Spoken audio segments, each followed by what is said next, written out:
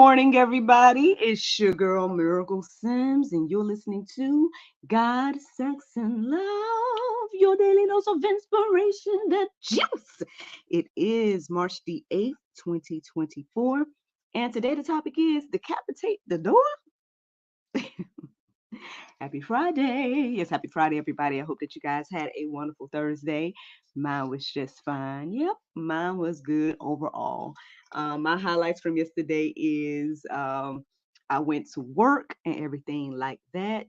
Um, I actually left out a little bit early and stuff, and I ended up kind of sneaking away because NJ was still knocked out. So I went to work again by myself and things like that. Um, I was able to stop and get a little breakfast on the way, so that was interesting. And then also, yeah, work was interesting as well. I mean, obviously got a lot of work done, had some meaningful and conversations, and they even provided me lunch yesterday.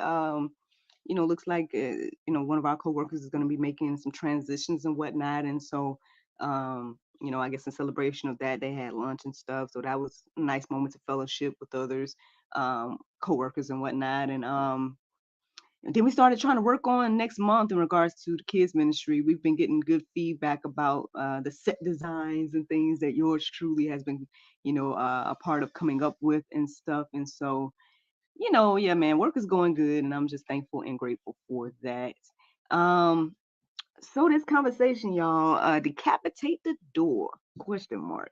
Um, well, this came to me one. I would say the time that I woke up. I think I woke up around 6:07. Um, and so I made a note of that, and I looked into that. Of course, at Open Bible, I Googled as well as looked into it at the Strong's Concordance. You know how I usually do. I listened to the prayer meditation as well today, but I was kind of distracted a little bit as I was listening to that. um I guess there's a lot of things on my mind and whatnot.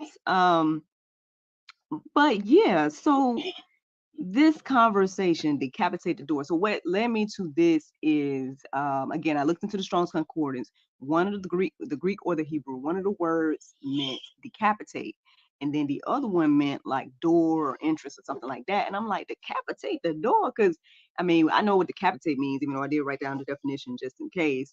So it's like cutting off the head, and then it's to make a sentence of this thing would be the door. And I'm like, well, I know that, we consider Jesus to be the door, and I'm like, that don't make no sense. But I don't know, something about the word decapitate just really kept standing out to me. And so I was like, all right, I'll go deeper about it, X, Y, and Z. So let's go ahead and get to it. Okay. So when I looked into decapitate this morning, it says cut off the head of a person or animal. And then the second definition says attempt to undermine a group or organization by removing its leaders. So, I mean, you can go to godquestions.org if you want to hear more about like the different decapitations that are featured in the Bible and things like that.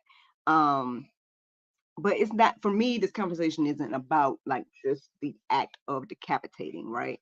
Now, on one hand, I couldn't help but think about this one time, um basically in church. I felt led to go and receive prayer at the front one day, and this gentleman had stood out to me to go to. Like a few Sundays I had, he would go up there and I would feel led to go and let him pray, but I don't know, I was kind of hesitant. So one Sunday I was obedient and I went on down there and stuff. And so what I went and asked for prayer for about at that time was about, about my husband and, his the church thing and stuff like that. And so when I shared the information with him, he said to me that day, he was like, you know what, it seems as if the enemy is trying to, cut off the head in regards to, you guys' marriage, and like maybe dealing with or attacking him as the head of the household and stuff, like the decapitation of again, what the head should be outside under God. Now under God, I'm in perspective here. But under God is my husband and stuff like that. And so with my husband not being in a position of spiritual head or whatever the case may be, again, under God now, under Jesus Christ, all right, then, there is a imbalance here or whatever. And so I was reminded of that this morning as I thought about this word decapitate. And when I really, like I said, went deeper about this idea of undermining or cutting off the head, and things like that. And so, um, something about this, just kind of thinking about all this morning, kind of led me to, you know, I guess Satan, you know what I'm saying, and what he thinks he can do. And even us. I mean, honestly, there's many of us that think we're smarter than God, that we know more than God, that we would do a better job than God, or whatever the case may be. And if you are in that position and you're thinking that way, you probably, should think about where is that coming from. We know that things are spiritual, and again, according to the Bible, anything that's not with Christ is antichrist. And so, all of those different thoughts and ideas and things, again, come from somewhere. Now, whether you want to admit that they come from the enemy, or not, that's truly up to you. You have that, choice and free will at the end of the day. But, yeah, so let's go deeper. So I mean, there are several articles that kind of touch on or try to answer the question of I guess what was Satan thinking in particular, because again, that mindset comes from Satan. I mean, we might not want to receive that today, but if you think you smarter than God, if you think you can do a better job than God, if you think you whatever it is, if you put anything above God and whatnot, then this is the mindset of the adversary, Satan, Lucifer, whatever you want to call him. So you guys can go deeper. There's a couple of articles that I put in the go deeper section that you guys can peruse and let marinate on your heart, souls, and minds about this morning. The first one is called, Why Did Satan Think He Could Defeat God? I mean, first of all, that like, why in the world could, a created being think that you can defeat God? Like, I mean, but again, we do the same thing in our own ways. It's like we do that as well. But again, you guys can go deeper in that article. The other article is, how much power does Satan possess? You guys should look into that as well. Both of those articles seem to be pretty good, and went deeper about, I guess those two topics.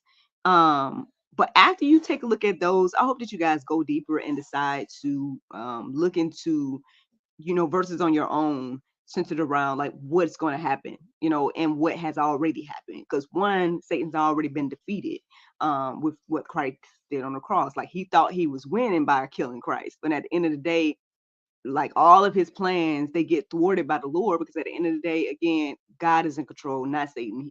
Satan, might have a little leeway, right? He might be able to do some things, right, that we give him control to do, stuff like that. But outside of that, like, again, everything is in the will of God. And you guys got to go deeper, and I guess can receive me to receive that and what those details. But yeah, I hope that you are, feel encouraged and inspired to go and check that out, because again, anybody following that mindset and things like that, I mean, you can see in the word of God what's going to happen to Satan. And I'm like, do you want to be with that individual, you know what I'm saying, getting thrown into the fiery pit and things of that nature? Like, he's not going to win. He can't win. So I mean, I don't know, like, why, he decided to think like he could do something or whatever. And I don't know why let's just talk about us as humans.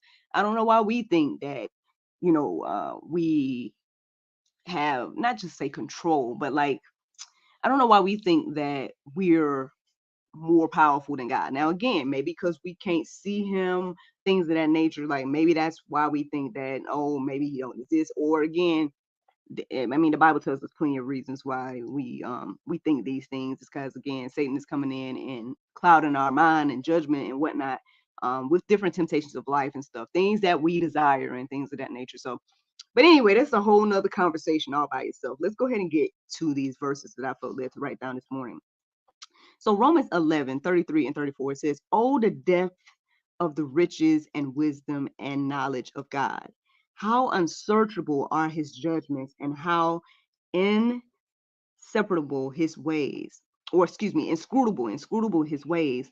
And for who has known the mind of the Lord, or who has been his counselor?" You know what? At the end of the day, friends, what this is showing us is that, again, there's no way that we are wiser than the Lord. I know we like to think that. We like to think, and there's nothing wrong, again, with asking questions. Now, if you got some questions and things like that, that's fine. Maybe the Lord will give you the answer, maybe he won't, I don't, again, asking questions about, well, Lord, I don't understand this, and how does this happen, and stuff like that. There's resources out here that I believe that God has put in place alongside of the Bible. So stick to the word of God or whatever, or wisdom beyond our understanding. But for some reason, again, the puffed up pride, right, makes us feel like we know best, we know more, or whatever. And I think that's the thing we need to check. That's the thing that we need to kind of, humble ourselves and ask the question, like, where did this come from? Why do I feel this way? And ultimately it comes from the father of lies. But anyway, let me give you guys another verse. 1 Corinthians 1:25, it says, for the foolishness of God is wiser than men, and the weakness of God is stronger than men. So again, I really don't have anything to add to that. I mean, I think it's very plain and clear here that it's saying, like, even the foolish things to God is still, wiser than our greatest wisdom. And so, again, there's a lot of people that deem themselves to be wise. Again, the Bible has things to say about that. Matter of fact, it's very plain and clearly saying that, in order to be wise, you must know that you know nothing. Like, now, again, I'm paraphrasing. You guys can go see what the actual verses say for themselves. But again, that's a truly wise person to know that they aren't the wisest and things of that nature. But hey, again, you guys can go deeper with all of those thoughts and things. The last verse I felt led to write down this morning to share was Proverbs 16:18. It says, pride goes before destruction, and a haughty spirit before a fall. At the end of the day, we see what happened to stay in. We see what's going to happen to him at the end. So really, it should behoove us to, ask questions about, like, what do I think is going to happen to me if I keep operating in pride, keep operating to thinking that I know more than God or best or whatever the case may be. How is that going to work for me? Well, it's basically showing us what's going to happen. You puffing yourself up with haughty pride and things of that nature, then I guess you should expect the fall to come. So, I mean, ultimately, the juice is, I mean, this morning, this whole idea of quote unquote decapitating the door, it can't happen, it won't happen. And I guess at the end of the day, we'll see it, what will happen to those that think that they can have such power over God. And hey, I guess that's the juice. Now, the Bible verse of today is Joshua 1:9. It says, have I not commanded thee? Be strong and of good courage. Be not afraid, neither be thou dismayed, for the Lord thy God is with thee whithersoever thou goest. Friends, I hope you all enjoyed this juice this morning. Thank you so much for listening to God, Sex, and Love, your daily dose of inspiration, the juice. I pray you guys can go forth and have a wonderful day, and I look forward to talking to you all tomorrow if the Lord's will. Today is Friday, so we have a new episode of the GSL Talk Show coming out at 7 p.m. It's with Miss Grace Tran, which is one half of the With the Trans movement. Amazing lady with an amazing testimony about her and her husband, things of that nature. So you guys can tune in tonight and check out that episode if the Lord's will. Y'all have a great Friday, and I look forward to talking to y'all tomorrow. Yeah, y'all know if the Lord's will. Bye-bye. And there you go. Facebook, YouTube, Rumble, anybody listening to the sound of my voice. I hope that you all are encouraged and inspired. Thank you so much for listening, watching, subscribing, and sharing all those wonderful things. I got a comment right here. It's Miss Kira Pod. Hey, girl. She says, have a beautiful day. I hope you have a beautiful day as well. I don't know what you think about today's juice, but I hope you were encouraged and inspired by it. If you're curious about anything, I hope that you feel led to go deeper about any of the things that I was sharing here today. Yeah, I think it's kind of strange. We think that we know better than God, and things like that. But a lot of people do, right? A lot of people do feel and think that way. Well, my alarm just went off, so I got to get ready to go because I have to record 3 episodes of the GSL Talk Show. That's what's on my calendar today. So whether I record all 3, we're gonna see. But that's what's on the schedule. So I need to go get ready for the first one. So y'all have a great, great Friday, and I look forward to talking to y'all tomorrow if the Lord's will. Bye.